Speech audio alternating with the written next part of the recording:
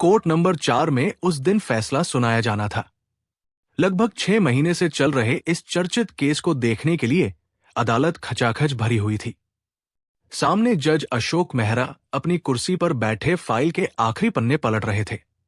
सरकारी वकील के चेहरे पर थकान साफ दिखाई दे रही थी, जबकि बचाव पक्ष के वकील पूरे आत्मविश्वास के साथ मुस्कुरा रहे थे। आरोपी की कुर्सी पर बैठा था शहर का सबसे बड़ा उद्योगपति राघव सिंघानिया।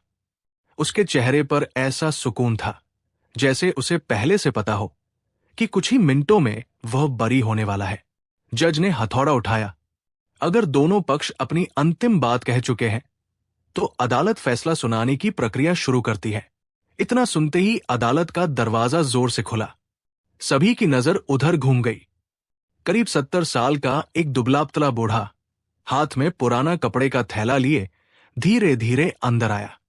उसके कपड़े धूल से भरे थे, चेहरा थका हुआ था, लेकिन आंखों में अजीब सा आत्मविश्वास था। वो बिना किसी से डरे अदालत के बीचों बीच आकर रुक गया। जज साहब, अगर आज फैसला सुना दिया गया तो अदालत से बड़ा अन्याय कोई नहीं होगा। पूरे कोर्टरूम में सन्नाटा छा गया। बचाव पक्ष का वकील तुरंत खड़ा हुआ। माननीय न्यायालय, ये कौन व्यक्ति है? इसे तुरंत बाहर निकाला जाए। जज ने बूढ़े की तरफ देखा। आपका नाम? रामलाल।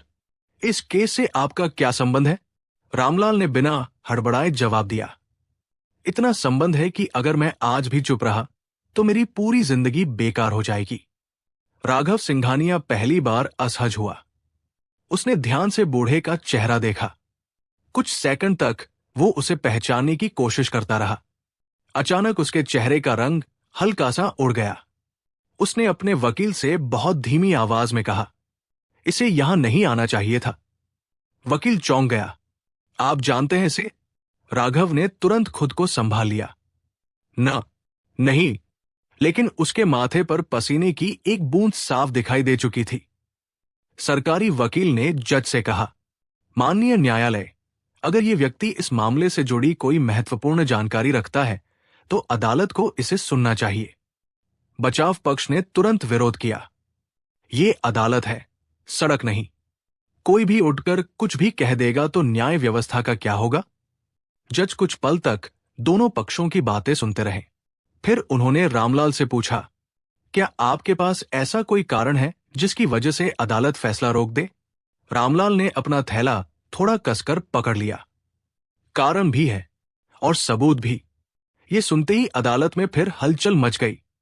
राघव ने पहली बार गहरी सांस ली। उसकी उंगलियां मेज पर बेचैनी से चलने लगी। जज ने कहा, अदालत आपको 5 मिनट देती है। अगर आपकी बात में तथ्य हुआ तो आगे की कार्यवाही होगी। रामलाल ने धीरे से सिर झुका दिया। धन्यवाद, जज साहब। कुछ क्षण तक वो चुप खड़ा रहा। पूरा कोर्ट उसकी तरफ देख रहा था। फिर उसने बोलना शुरू किया, मैं कोई बड़ा आदमी नहीं हूं, न पढ़ा लिखा हूं। शहर के पुराने बस अड्डे के बाहर चाय बेचता हूं। पिछले 30 साल से वही हूं। हर रोज सैकड़ों लोग आते जाते हैं। ज्यादातर चेहरे मैं भूल जाता हूं, लेकिन कुछ चेहरे ऐसे होते हैं जिन्हें इंसान चाहकर भी नहीं भूल सकता। उसने बिना राघव का नाम लिए उसकी तरफ देखा। ऐसा ही एक चेहरा मेरे सामने आज बैठा है। बचाव पक्ष का वकील फिर खड़ा हो गया। माननीय न्यायालय, यह भावनात्मक भाषण दे रहा है। जज ने सख्त स्वर में कहा, बैठ जाइए। अदालत तय करेगी कि क्या महत्वपूर्ण है। रामलाल ने आगे कहा, 6 महीने पहले की एक शाम थी। बारिश होने वाली थी। मैं दुकान समेट रहा था। तभी एक काली एसयूवी मेरे सामने आकर रुकी। राघव की उंगलियां अचानक रुक गई। रामलाल ने यह बात नोटिस की, लेकिन कुछ नहीं कहा। गाड़ी से 2 आदमी उतरे। उनमें से एक बार बार फोन पर किसी से कह रहा था, आज ही काम खत्म होना चाहिए। कोर्ट में बैठे लोग एक दूसरे की तरफ देखने लगे। सरकारी वकील ने पूछा, क्या आपने उन लोगों को साफ देखा था? रामलाल ने तुरंत जवाब नहीं दिया। उसने पहले राघव की तरफ देखा, फिर बोला, इतना साफ देखा था कि आज भी उनकी आवाज भूल नहीं पाया। राघव ने अपनी नजरें झुका ली। बचाव पक्ष का वकील मुस्कुराया। आवाज पहचानना कोई सबूत नहीं होता। रामलाल शांत रहा। बिल्कुल सही कहा आपने। इसलिए मैं सिर्फ आवाज के भरोसे यहां नहीं आया। ये सुनते ही अदालत फिर शांत हो गई। जज थोड़ा आगे झुककर बोले, मतलब आपके पास कुछ और भी है? रामलाल ने कहा, हां, लेकिन उससे पहले मैं एक सवाल पूछना चाहता हूं।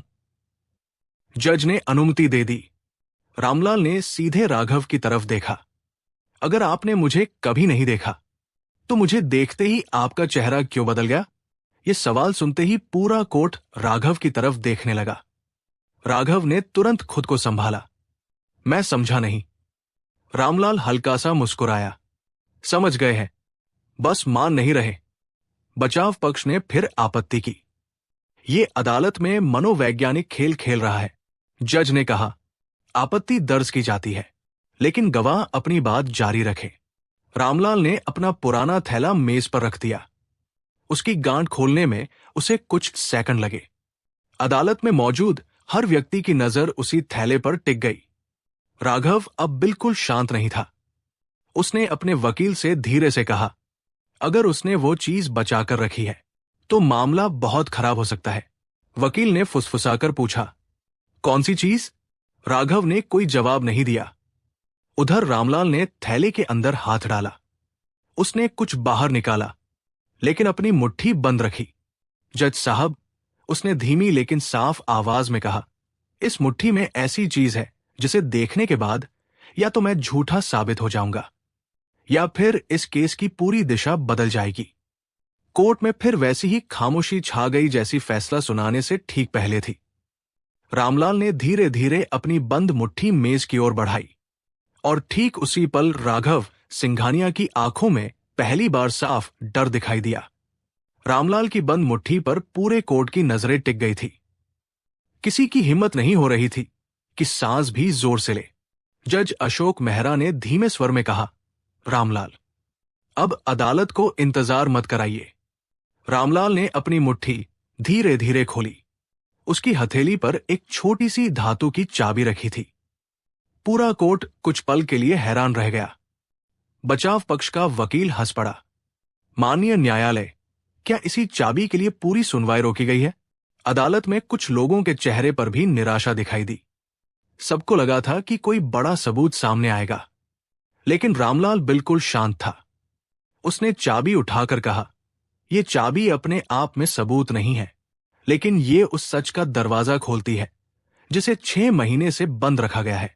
जज ने पूछा, किस दरवाजे की चाबी है ये? रामलाल ने जवाब दिया, शहर के पुराने बस अड्डे के पीछे बने एक गोदाम की। राघव सिंघानिया का चेहरा एकदम सख्त हो गया। सरकारी वकील तुरंत बोले, क्या उस गोदाम का इस केस से संबंध है? बहुत गहरा संबंध है। बचाव पक्ष फिर खड़ा हो गया। माननीय न्यायालय, ये सिर्फ कहानी सुना रहा है। जब तक कोई ठोस आधार न हो, ऐसी बातों का कोई मतलब नहीं। रामलाल ने पहली बार सीधे वकील की तरफ देखा। अगर कहानी होती तो मैं अपनी जान जोखिम में डालकर यहां नहीं आता। फिर उसने जज की तरफ देखा। 6 महीने पहले जिस शाम की मैं बात कर रहा था, वही काली एसयूवी कुछ देर बाद उसी गोदाम के अंदर गई थी। मुझे शक हुआ। मैं दूर से देखता रहा। लगभग 20 मिनट बाद गाड़ी बाहर निकली, लेकिन इस बार उसके पीछे की डिक्की पूरी तरह बंद नहीं हुई थी। सरकारी वकील ने पूछा, आपने पुलिस को उसी समय सूचना क्यों नहीं दी? रामलाल की आंखें झुक गई। दी थी। फिर 2 घंटे बाद 2 पुलिस वाले आए। उन्होंने मेरी बात सुनी, फिर बोले कि गलतफहमी हुई होगी। अगले दिन मेरी चाय की दुकान तोड़ दी गई। कोर्ट में बैठे लोग एक दूसरे की तरफ देखने लगे। जज ने तुरंत पूछा, क्या तुम्हारे पास यह साबित करने का कोई आधार है कि तुम्हें धमकाया गया था? रामलाल ने कहा, नाम नहीं बता सकता, लेकिन धमकी देने वाले ने एक बात कही थी जो आज तक नहीं भूला। क्या? गरीब आदमी अगर ज्यादा सच देखने लगे तो ज्यादा दिन नहीं जीता। इतना सुनते ही राघव ने पानी का गिलास उठाया, लेकिन उसके हाथ हल्के हल्के कांप रहे थे। सरकारी वकील ने यह बात नोटिस कर ली। उन्होंने जज से कहा, माननीय न्यायालय, आरोपी की बेचैनी भी रिकॉर्ड की जाए। बचाव पक्ष ने तुरंत विरोध किया। ये अदालत है, किसी के चेहरे के भाव सबूत नहीं होते। बिल्कुल, जज ने कहा, लेकिन अदालत सब कुछ देखती है। रामलाल ने फिर अपनी बात शुरू की। दुकान टूटने के बाद मैं कई दिन तक छिप कर रहा। मुझे लगा मामला खत्म हो गया, लेकिन एक सप्ताह बाद मुझे उसी गोदाम के पास एक आदमी मिला। वो बहुत घायल था। पूरा कोर्ट फिर शांत हो गया। वो आदमी बार बार कह रहा था, अगर मैं बचा नहीं तो सच बाहर जरूर आना चाहिए।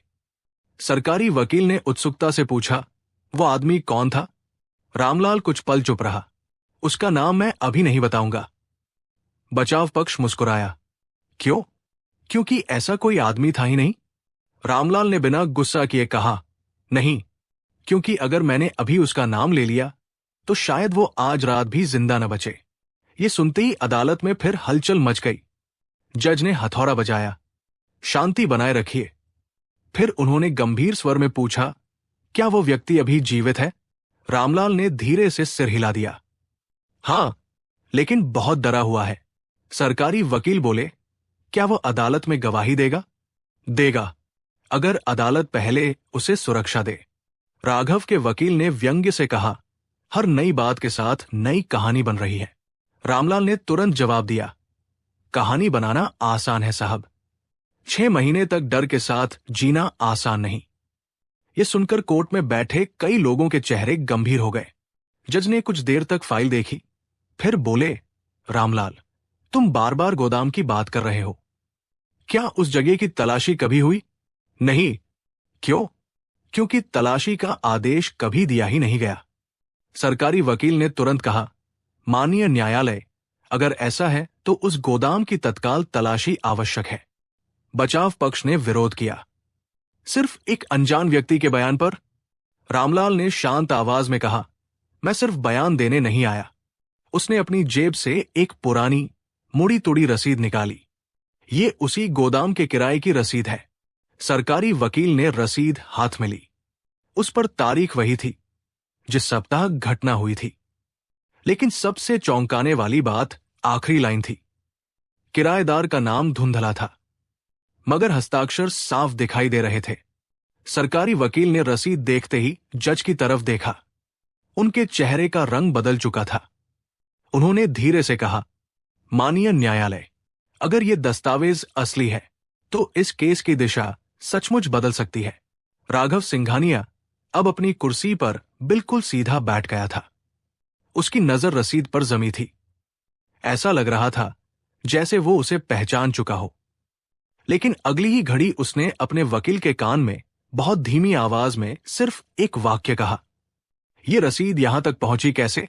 राघव सिंघानिया के मुंह से निकले उस एक वाक्य ने सरकारी वकील का ध्यान अपनी ओर खींच लिया। यह रसीद यहां तक पहुंची कैसे? वकील ने तुरंत कहा, माननीय न्यायालय, आरोपी की यह प्रतिक्रिया रिकॉर्ड की जाए। ऐसा प्रतीत होता है कि वो इस दस्तावेज से परिचित है। बचाव पक्ष तुरंत खड़ा हो गया। आपत्ति, किसी की फुसफुसाहट को सबूत नहीं माना जा सकता। जज ने शांत स्वर में कहा, अदालत बिना जांच किसी निष्कर्ष पर नहीं पहुंचेगी, लेकिन ये रसीद अब रिकॉर्ड का हिस्सा रहेगी।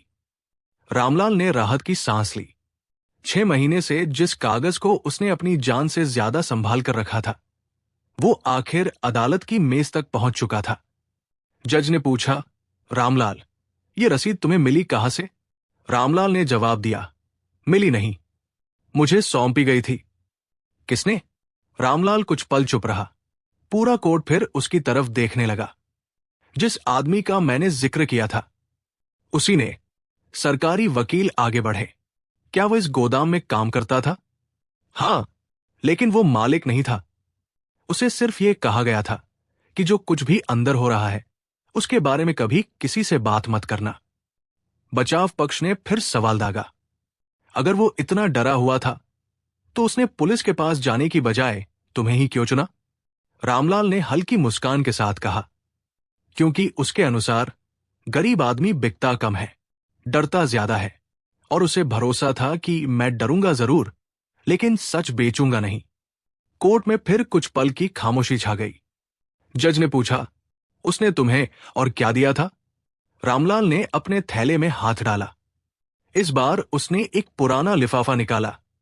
लिफाफा पूरी तरह सील था। उस पर सिर्फ एक लाइन लिखी थी, अगर मेरे साथ कुछ हो जाए तभी इसे खोलना। सरकारी वकील ने लिफाफा जज को सौंप दिया। जज ने उसे ध्यान से देखा। क्या तुमने इसे कभी खोला? नहीं जज साहब। क्यों? क्योंकि ये मेरा नहीं था। मुझे सिर्फ इसे सही जगह पहुंचाने की जिम्मेदारी दी गई थी। जज ने कुछ क्षण सोचा, फिर अदालत की अनुमति से लिफाफा खोला। पूरा कोर्ट सांस रोके बैठा था। अंदर एक छोटा सा कागज था। जज ने उसे पढ़ना शुरू किया। जैसे जैसे उनकी नजर आगे बढ़ती गई, उनके चेहरे के भाव बदलते गए। सरकारी वकील ने पूछा, क्या लिखा है माननीय न्यायाधीश? जज ने तुरंत पूरा पत्र पढ़कर नहीं सुनाया। उन्होंने पहले रामलाल की तरफ देखा। क्या तुम्हें पता है इसमें क्या लिखा है? नहीं। तो फिर तुम इतने विश्वास से इसे सबूत क्यों मान रहे थे? रामलाल ने शांत स्वर में कहा, क्योंकि जिसने मुझे यह दिया था उसकी आंखों में मरने का डर नहीं था, लेकिन सच दब जाने का डर था। यह बात सुनकर कोर्ट में बैठे कई लोग भावुक हो गए। जज ने आखिर पत्र पढ़ना शुरू किया। पत्र में लिखा था, अगर यह पत्र अदालत तक पहुंचे तो समझिए मैं सामने आने की हिम्मत नहीं जुटा पाया।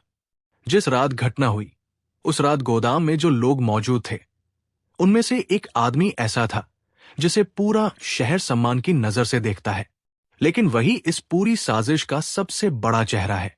इतना पढ़ते ही बचाव पक्ष ने आपत्ति की।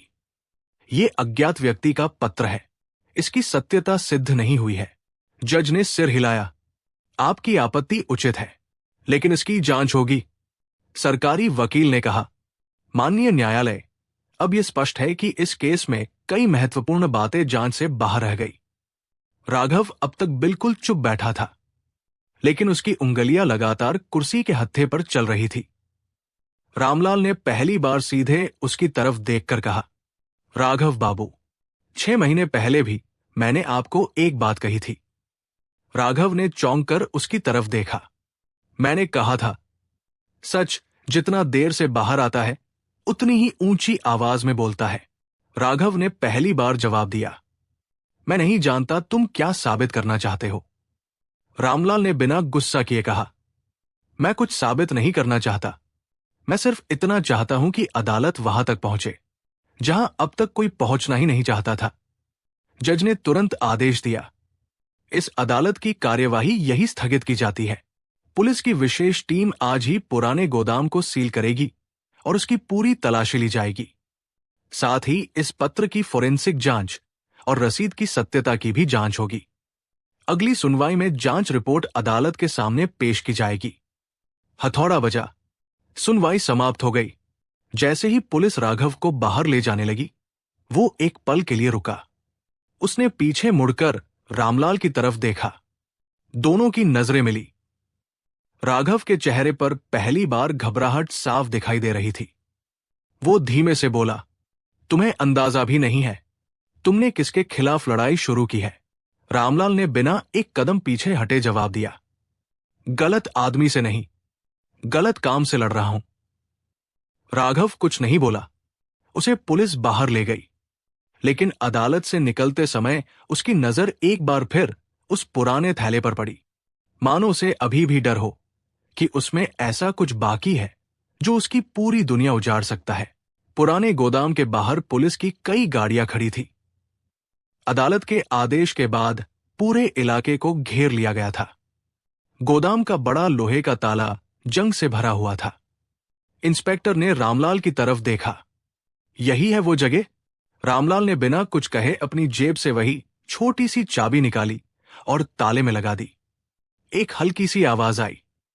ताला खुल चुका था। दरवाजा धीरे धीरे खुला। अंदर धूल की मोटी परत जमी हुई थी। ऐसा लग रहा था जैसे महीनों से वहां कोई नहीं आया हो। पुलिस ने पूरी जगह की तलाशी शुरू कर दी। शुरुआत के 20 मिनट तक कुछ नहीं मिला। बचाव पक्ष का वकील मुस्कुराते हुए बोला, माननीय जज, लगता है इस बूढ़े ने सबका समय बर्बाद कर दिया। लेकिन तभी एक सिपाही ने जोर से आवाज लगाई, सर, इधर आइए। सब लोग गोदाम के पिछले हिस्से की तरफ दौड़े। फर्श पर नई सीमेंट की परत दिखाई दे रही थी, जबकि बाकी पूरा फर्श पुराना था। इंस्पेक्टर ने तुरंत मजदूर बुलाए। जैसे ही सीमेंट तोड़ी गई, नीचे लोहे का एक बड़ा बक्सा मिला। बक्सा बाहर निकाला गया। उस पर ताला नहीं था।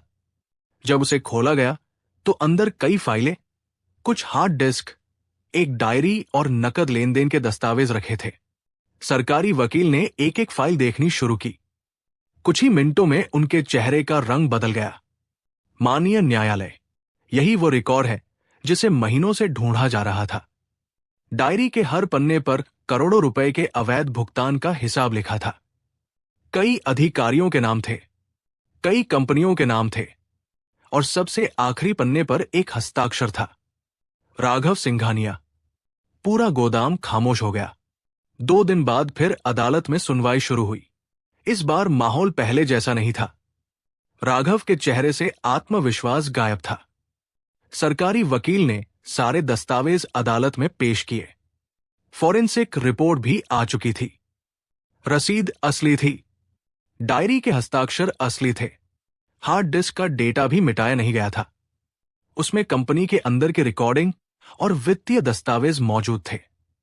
बचाव पक्ष ने आखिरी कोशिश की। माननीय न्यायालय, यह साबित नहीं हुआ कि इन सब का संबंध मेरे मुवक्किल से है। सरकारी वकील मुस्कुराए। अब एक आखिरी गवाह बाकी है। अदालत का दरवाजा खुला। एक मध्यम आयु का व्यक्ति अंदर आया। उसका चेहरा घबराया हुआ था। वो सीधे गवाह के कटघरे में पहुंचा। जज ने पूछा, नाम? शिव कुमार। क्या आप शपथ लेकर सच बोलेंगे? हां, अब और झूठ नहीं जी सकता। पूरा कोर्ट उसकी तरफ देखने लगा।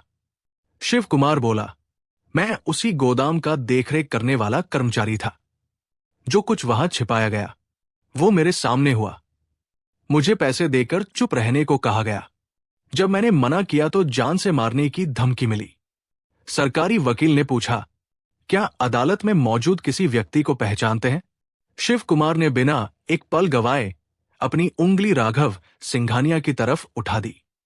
यही आदमी था जिसने कहा था, सच जितना दबा रहेगा उतना अच्छा रहेगा।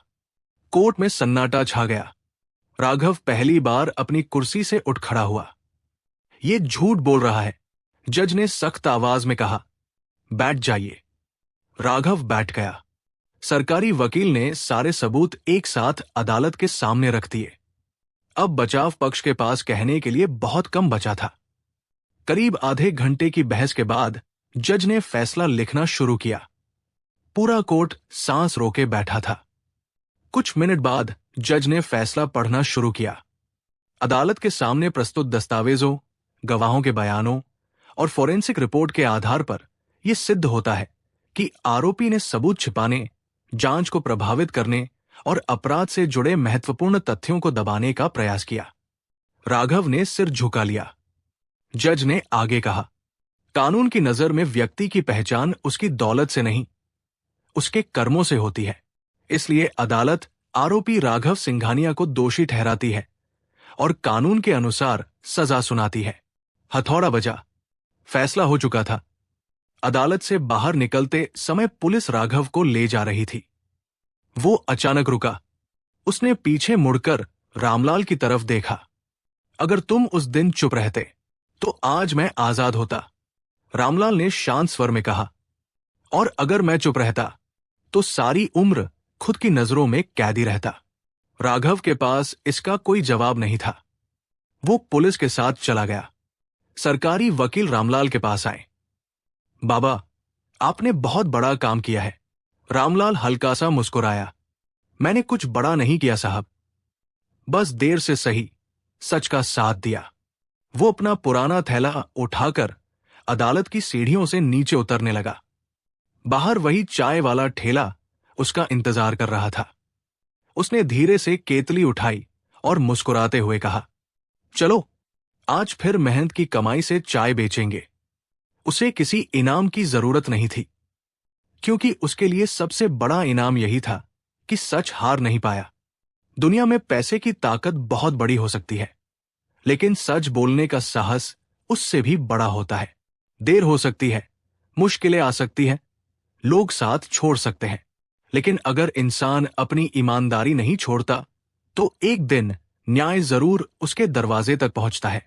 अब आप बताइए, अगर आप रामलाल की जगह होते, जान का खतरा होने के बावजूद क्या 6 महीने बाद भी अदालत में जाकर सच बोलते या अपने परिवार की सुरक्षा के लिए हमेशा चुप रहते? अपना जवाब कमेंट में जरूर लिखिए। अगर आपको ऐसी दिल को छू लेने वाली, रिश्तों और इंसानियत से जुड़ी कहानियां पसंद आती हैं, तो रिश्तों का संयोग को जरूर सब्सक्राइब कीजिए, वीडियो को लाइक कीजिए और अपने दोस्तों के साथ शेयर कीजिए। हो सकता है ये कहानी किसी को सच का साथ देने की हिम्मत दे। अगले वीडियो में फिर मिलेंगे एक नई और प्रेरणादायक कहानी के साथ। धन्यवाद।